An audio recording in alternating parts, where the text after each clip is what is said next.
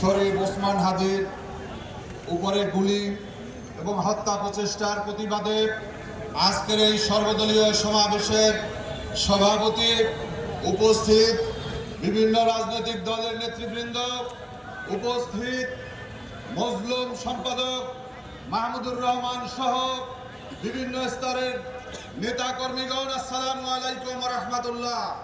সংগ্রামী বন্ধুরা আমার, আমরা 5ই আগস্টের আগে এই শহীদ মিনারে যেমন কোন দল ছিল না, কোন মত ছিল না, কোন বর্ণ ছিল না, কোন গোত্র ছিল না, সবাই কাঁধে কাঁধ মিলিয়ে খুনি হাসিনার কবর রচনার জন্য এসেছিলাম। ঠিক আজকে আবার এসেছি বাংলাদেশ থেকে ফ্যাসিবাদ এবং ফ্যাসিবাদের দোসরদের কবর রচনা করার জন্য। কথাবার্তা পরিষ্কার। আজকে যারা ইনিয়ে বিনিয়ে ওই রাতে টকশোতে গিয়ে আওয়ামী লীগ এবং তাদের দোসরদেরকে বাংলাদেশে প্রতিষ্ঠা করতে চায়, তাদেরকে কোন জায়গাতে আমরা এক চুল পরিমাণ ছাড় দেব না। ডক্টর মোহাম্মদ ইউনূস, আপনার ওই চেয়ারটা রক্তে রঞ্জিত। প্রধান নির্বাচন কমিশনার, আপনি কোন দলের দিকে বিশেষভাবে তাকানোর চেষ্টা করবেন না।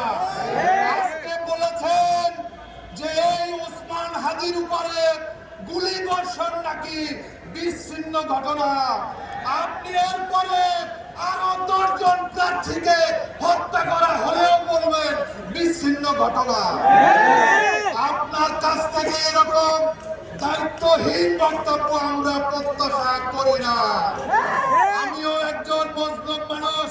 আমার উপরে শাপলা চত্বরে যুবলীগের সন্ত্রাসীরা হামলা করেছিল।